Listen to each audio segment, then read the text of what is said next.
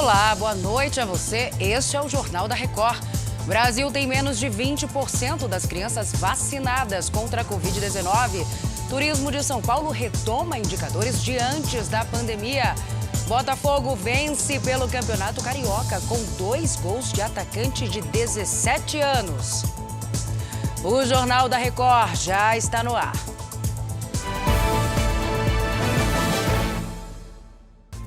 Oferecimento Bradesco. Pague do seu jeito.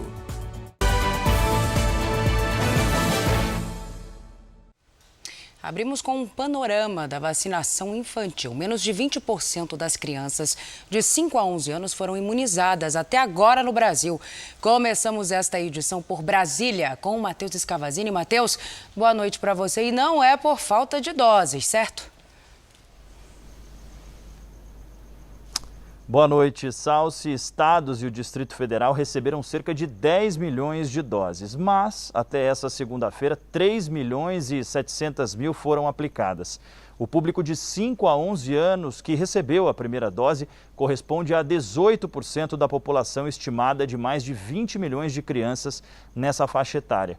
Os estados que mais imunizaram até aqui foram São Paulo, com 49%, Distrito Federal, com 30%, Rio Grande do Norte com quase 23% e Espírito Santo com 19,5%. Os estados que menos vacinaram crianças são Amapá e Tocantins, com menos de 2% do público imunizado.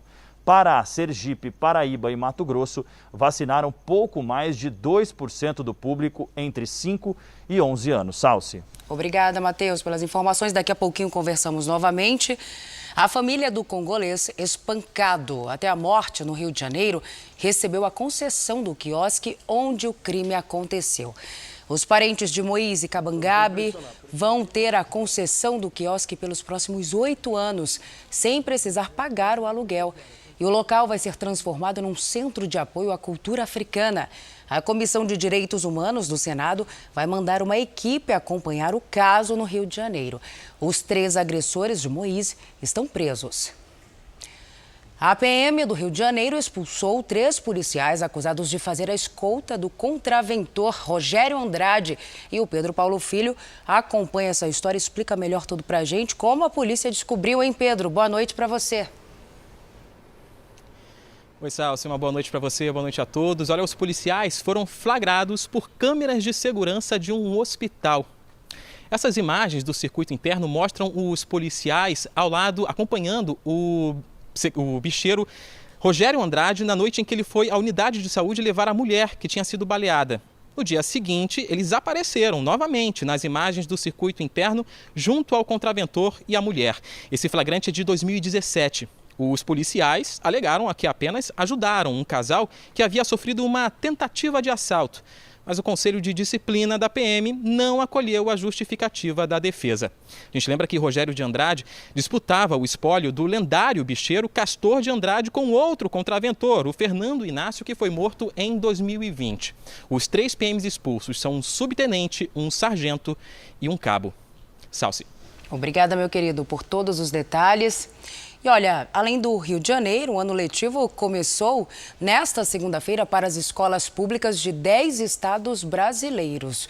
Todos com aula presencial, um retorno às aulas em tempo de pandemia. Todos os estados adotaram protocolos sanitários. Na Bahia, o número de alunos ficou abaixo do esperado. Em Minas, foi definido que as aulas podem ser suspensas se 1/3 da turma contrair Covid. Só no Rio de Janeiro, 1.300.000 estudantes voltaram para a escola. Belo Horizonte registrou uma queda na transmissão da Covid-19 nos últimos dias. A Virgínia Nalon já está aqui com a gente, acompanha todos esses números para a gente, né, Virgínia? Boa noite para você. Oi, Salso, boa noite para você. Houve um recuo nesses indicadores que medem a pandemia aqui no estado. Da última sexta para cá, para a gente ter uma ideia, a taxa de ocupação de UTI caiu de 87,7% para 83,3%. Mesma coisa para os leitos de enfermaria, queda de 74,6% para 68,2%. O índice RT, que mede a transmissão do vírus, agora está em 1,02. Esse número significa que 100 pessoas com a Covid-19 transmitem o vírus para 102. Apesar dessa melhora, o que preocupa são as mortes das crianças vítimas de Covid-19. Só neste ano foram 11 e a maioria delas não tinha comorbidades. Salce. Obrigada, Virgínia, pelas atualizações. 2 ônibus da mesma empresa bateram de frente na Bahia. O acidente foi numa rodovia sem acostamento e cheia de buracos. A batida aconteceu na manhã desta segunda-feira, perto da cidade de Retirolândia. Os 2 veículos pegaram fogo e os motoristas morreram. 44 passageiros foram levados para um hospital ali da região. No Amazonas, a taxa de transmissão da Covid-19 recuou 48% nas últimas 2 semanas. O Vitor Gouveia chega agora com os números atualizados para a gente. Oi, Vitor, boa noite para você. Olá, Salce, boa noite a você e a todos que nos acompanham. Olha, o que mais impressiona nessa queda é que o Amazonas tinha a maior taxa de transmissão do país há 15 dias e hoje tem a segunda menor, atrás apenas do Rio de Janeiro. No dia 24 de janeiro, a taxa era maior do que 2, ou seja, o coronavírus poderia ser transmitido para mais de 200 pessoas a cada 100 infectados. No dia 31 de janeiro, a taxa caiu para 1,37 e neste domingo chegou a 1,03. Isso significa que agora 100 pessoas com a Covid podem contaminar outras 103. A Secretaria de Saúde do Amazonas quer que a taxa fique abaixo de 1. Para isso, alerta a população para não relaxar e manter as medidas de prevenção. Salce. Obrigada, Vitor. Os brasileiros vão poder entrar nos Estados Unidos sem ter que passar pelas filas de imigração dos aeroportos. Para conseguir o benefício, é preciso fazer uma inscrição na plataforma do programa Global Entry e pagar uma taxa de $100, equivalente hoje a R$ 525. Depois, é preciso aguardar uma avaliação prévia e, por último, a aprovação da autoridade responsável pelas fronteiras dos Estados Unidos. Depois que os dados forem aprovados no cadastro, ainda é necessário fazer uma entrevista. Recife não vai mais exigir agendamento para testes de Covid em idosos. Vamos saber mais detalhes agora com a Priscila Assis. Priscila, boa noite para você. Boa noite, Salce. A medida passa a valer a partir desta terça-feira para os maiores de 60 anos. Para fazer o exame, basta o idoso procurar um dos 12 centros exclusivos na capital com comprovante de residência e documento com foto. A orientação para fazer o exame é de que o idoso tem algum sintoma ou tenha tido contato com alguém que está com Covid. Nesta segunda, o Recife abriu mais 5 novos pontos de testagem. Agora são 12 locais exclusivos, além de outras 8 unidades de saúde em que é possível realizar os testes. A capacidade subiu de 7.000 para 9.000 testes diários. Esses testes podem ser feitos de domingo a domingo, das 8 da manhã até as 6 da tarde. Salce. Obrigada, minha querida. O Chile começou a aplicar a 4ª dose da vacina contra a Covid-19 em pessoas com mais de 55 anos.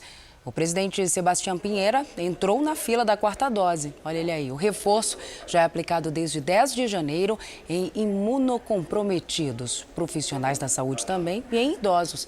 O Chile tem uma das melhores taxas de vacinação do mundo, com 88% da população vacinada.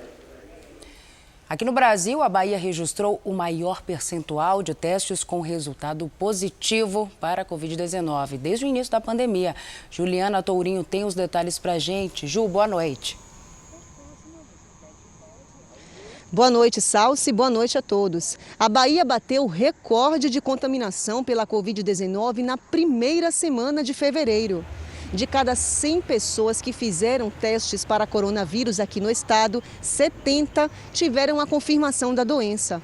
Um aumento de 100% comparando com 1º de janeiro, quando o percentual era de 6 pessoas para um grupo de 100 que fizeram os testes.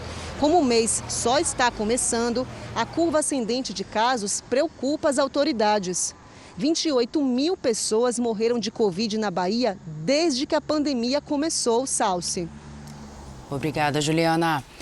Agora a gente fala de um estudo que mostrou que bebês nascidos de mulheres vacinadas contra a Covid-19 durante a gravidez têm mais chances de desenvolver anticorpos contra o vírus.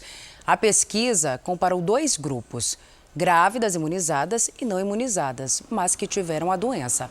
Apenas 8% dos bebês das mães não vacinadas apresentaram anticorpos, enquanto a taxa em bebês nascidos de mães vacinadas foi de 57%. Os anticorpos ainda estavam presentes 6 meses após o nascimento. Médicos peritos do INSS convocaram paralisação para esta terça e quarta-feira. A gente volta a conversar com o Matheus Scavazini sobre este assunto. Matheus, os detalhes, por favor. Salsi, levando em consideração a última paralisação do dia 31, o número de perícias afetadas em 2 dias pode chegar a 50 mil.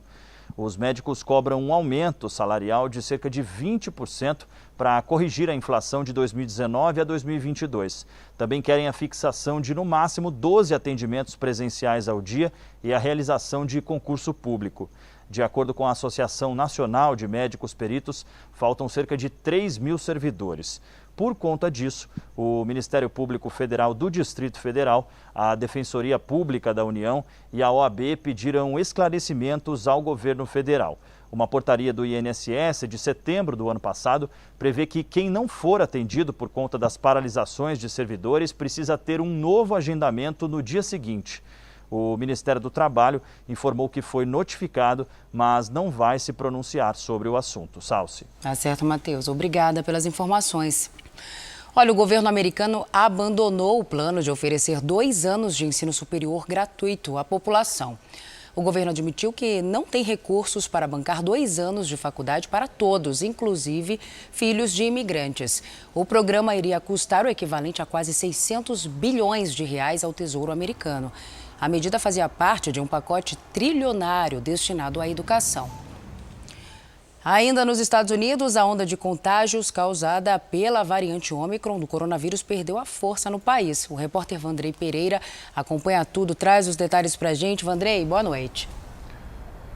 Boa noite para você, Salsi. O número de novos casos de Covid caiu em todos os 50 estados aqui do país. A média diária foi de mais de 800 mil em janeiro para quase 313 mil na última semana.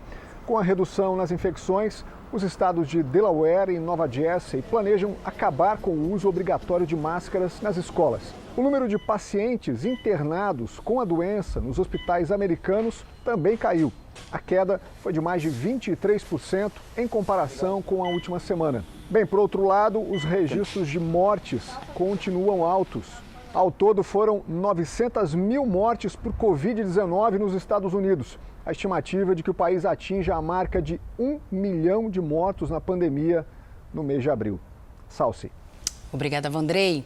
Seguimos nos destaques internacionais. A Austrália anunciou que vai reabrir a fronteira para visitantes vacinados contra a Covid-19 a partir de 21 de fevereiro. Qualquer viajante com esquema vacinal completo poderá entrar no país. A Austrália fechou a fronteira em março de 2020, justamente para conter a pandemia. Em dezembro do ano passado, as regras foram reduzidas aos poucos para estudantes e pessoas com vistos de residência. 79% da população já está totalmente vacinada. A Suécia vai suspender todas as restrições de viagens para europeus a partir desta quarta-feira. O fim da regra será no mesmo dia em que o país vai retirar a maioria das medidas de combate à pandemia. A partir de 9 de fevereiro, não haverá mais limite de capacidade em restaurantes, estádios esportivos e outros eventos. No final de janeiro, a Suécia teve o pico de contaminação, registrando média móvel de 40 mil casos por dia. As negociações para salvar o acordo sobre o programa nuclear iraniano serão retomadas nesta terça-feira. O encontro em Viena foi anunciado pela União Europeia. Quem tem os detalhes para a gente é a correspondente Ana Paula Gomes. Depois de semanas de dúvidas, Estados Unidos, Alemanha, França, Reino Unido e até Rússia acreditam nas intenções do Irã de retornar ao acordo nuclear de 2015. As negociações ainda estão em andamento, mas os países envolvidos acreditam em uma decisão final muito em breve. O Irã afirmou que tudo vai depender do comprometimento dos Estados Unidos e espera o fim das sanções aplicadas contra o país. Desde o ano passado, os países signatários mantêm negociações para tentar retomar o pacto com a participação indireta dos Estados Unidos. O governo americano deixou o acordo nuclear ainda na gestão de Donald Trump em 2018. De Lisboa, Ana Paula Gomes. Pelo menos 34 pessoas estão sequestradas na Colômbia. O país enfrenta a pior onda de crimes por grupos armados desde o acordo de paz com as Farc em 2016. O governo colombiano não informou quanto tempo as vítimas estão em cativeiro, mas admitiu que o número pode ser maior. A Justiça da Colômbia investiga mais de 20 mil sequestros realizados no país nos últimos 50 anos. Uma operação da Polícia Civil de São Paulo desarticulou uma quadrilha que simulava o roubo de cargas para depois desviar as mercadorias. A polícia prendeu 5 pessoas suspeitas de fazerem parte da quadrilha, 4 no Paraná e 1 no Maranhão. Os agentes também fizeram buscas e apreensões em São Paulo e no Ceará. De acordo com as investigações, caminhoneiros faziam falsos relatos de roubos à polícia para justificar o desvio de cargas. Além disso, o grupo falsificava boletins de ocorrência. Aqui, eles forjaram o brasão do Estado de São Paulo e da Polícia Civil. Neste outro caso, um dos caminhoneiros fez de próprio punho um relato à empresa que o contratou, dizendo que foi abordado por assaltantes armados e que foi colocado no porta-malas e só teria sido solto depois que a carga já tinha sido levada. Tudo era mentira. Segundo a polícia, a quadrilha preferia cargas de alimentos e bebidas porque são produtos mais fáceis de vender no mercado clandestino. Os investigadores querem descobrir agora quem comprava as cargas desviadas. Agora as investigações prosseguem para identificar eventuais receptadores, assim como aqueles que aliciavam esses motoristas. 14 pessoas estão foragidas. Os suspeitos vão responder pelos crimes de organização criminosa e podem pegar até 8 anos de prisão. Eles podem responder ainda por furto, falsa comunicação de crime e falsificação de documentos. O assunto agora é chuva. Em apenas 12 horas, choveu mais da metade do que era esperado para todo o mês em cidades da Baixada Santista, litoral de São Paulo. E os moradores, claro, das áreas de risco estão preocupados com a possibilidade de deslizamentos de terra. A água barrenta desce morro abaixo, com força, pela escadaria. Em menos de 20 minutos, enche a rua, como mostram essas imagens do circuito de segurança. E derruba as árvores. Começou a descer muita água, a cascata formou uma cachoeira ali atrás. E a gente ficou desesperado porque também mora criança ali. Beatriz e a família acordaram de madrugada com o barulho da chuva. A poucos metros de onde moram, um deslizamento que ocorreu há 2 anos, em um dos maiores temporais já registrados no litoral paulista, matou um casal de idosos. Apesar da obra de contenção no morro, os moradores não se sentem seguros. E a gente sempre fica muito preocupado nessa época, porque nós moramos numa área que é morro, né? E há sempre o risco desses desmoronamento, e mais até por conta do desmatamento. No Brasil, um levantamento feito antes da pandemia aponta que pelo menos 8 milhões de pessoas vivem em áreas de risco. Quase metade desse número mora na região sudeste. Aqui em São Vicente, choveu em 12 horas, entre domingo e segunda de manhã, cerca de 70% do que era esperado para o mês de fevereiro inteiro. Vários bairros ficaram alagados. Uma das principais avenidas da cidade ficou intransitável. E assim que eu cheguei na rua pegar a moto, estava imerso. Até na orla da praia houve alagamento. Outras cidades também registraram estragos. Em Praia Grande, a chuva inundou corredores do hospital e escolas. Ao menos 21 pessoas morreram após a passagem de um ciclone tropical em Madagascar. Segundo autoridades, a tempestade deixou a ilha africana na manhã desta segunda-feira. Cerca de 60 mil moradores foram forçados a deixar as casas. O ciclone também destruiu plantações que estavam prestes a serem colhidas. O fenômeno tocou o solo em Madagascar com ventos de mais de 160 km por hora. Os Estados Unidos ofereceram uma recompensa equivalente a 50 milhões de reais pelo chefe do Estado Islâmico no Afeganistão. O valor vai ser pago pela localização do líder dos extremistas, Sanal Ghafari. O Estado Islâmico reivindicou o ataque ao aeroporto de Cabul em agosto do ano passado. Um homem-bomba matou 13 soldados americanos e ao menos 170 afegãos. Os Estados Unidos aprovaram a venda do equivalente a mais de 500 milhões de reais em equipamentos para manter a segurança de Taiwan. Da Ásia, quem traz os detalhes para a gente ao vivo é a correspondente Silvia Kikuchi. Silvia, boa tarde para você por aí. Olá, Salsi, muito boa noite.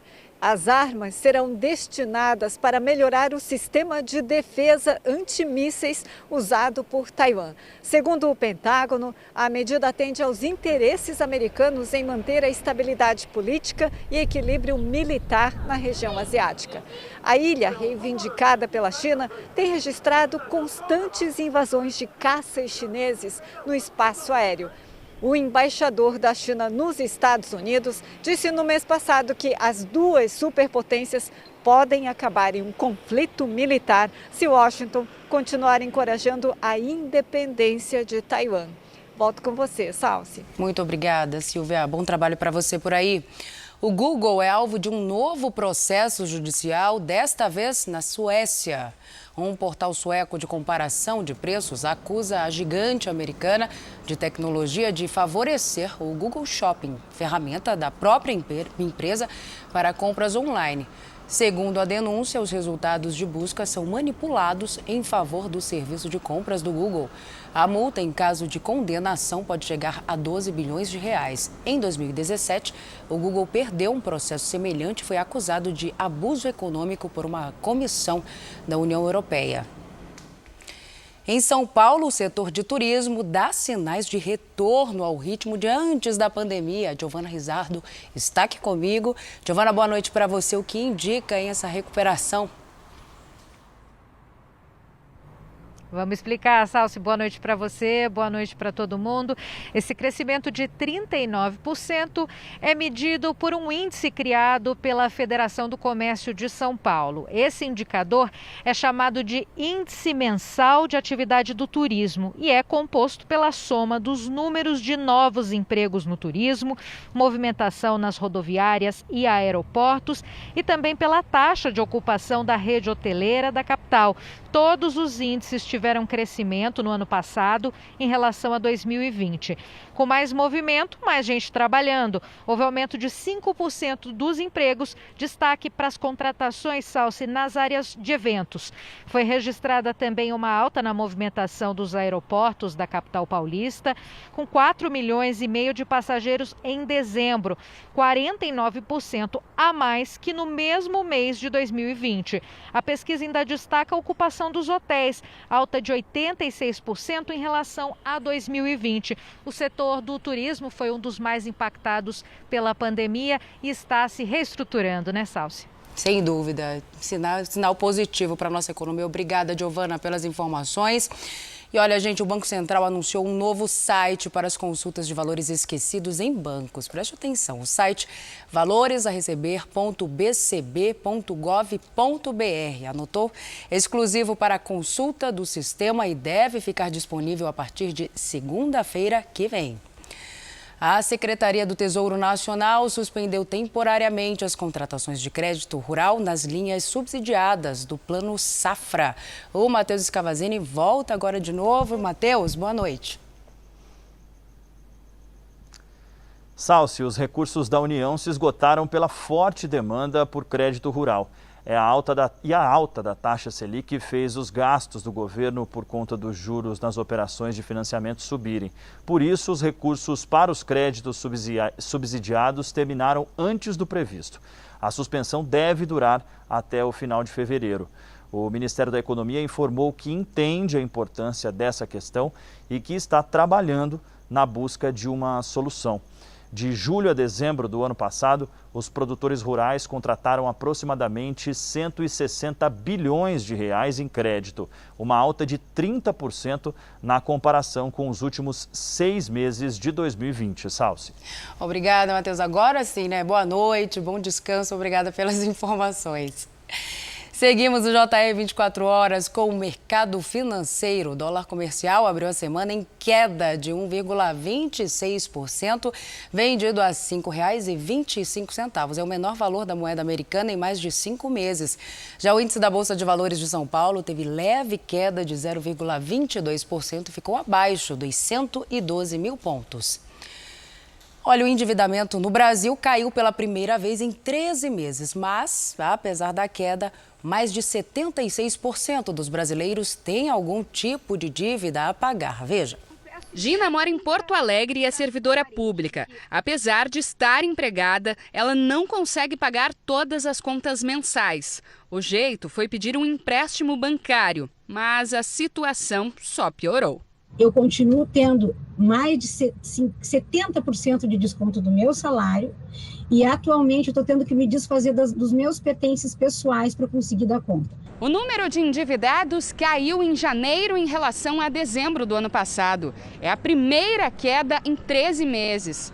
Mesmo assim, hoje são mais de 60 milhões de brasileiros com dívidas. Desse total, 30 milhões são os chamados superendividados. Pessoas que comprometem mais de 50% da renda com dívidas e não têm dinheiro nem para comer. A lei do superendividamento tenta proteger o consumidor. Quem for oferecer o crédito tem a obrigação de informar de maneira clara todos os custos e riscos do empréstimo. O objetivo é fazer com que a pessoa só faça empréstimo que possa pagar. A solução dela é tentar, uma negociação ou renegociação, só que isso tem que ter orientação, de profissionais que atuam na área, e aí eu digo, pode ser a Defensoria Pública, pode ser órgãos de proteção do consumidor. A Gina tenta a renegociação e diz ter uma certeza. Eu não quero mais saber de empréstimo. Para mim foi a última vez, fiquei traumatizada. E agora o futebol, no fechamento da 4ª rodada do Cariocão, o Botafogo venceu o Nova Iguaçu. E além de manter a liderança do campeonato, o alvinegro viu uma grande atuação de um garoto de 17 anos. No estádio Newton Santos, os gols saíram só no segundo tempo. Jonathan Silva deu passe para Matheus Nascimento, que girou e bateu cruzado. 1-0 Botafogo. Luiz Fernando tocou para Daniel Borges. Ele cruzou e Matheus Nascimento fez o segundo, de letra. Um golaço do jovem atacante de 17 anos. Final, Botafogo na liderança do Carioca 2, Nova Iguaçu Lanterna 0. Na quinta-feira, Fluminense e Botafogo se enfrentam no Newton Santos. Este foi o Jornal da Record. Outras informações no Fala Brasil, às 8h30 da manhã. Você fica agora com as imagens que marcaram o dia. E logo depois tem o programa Entre Linhas. Uma ótima noite para você. Obrigada pela companhia. Cuide-se. Tchau, tchau.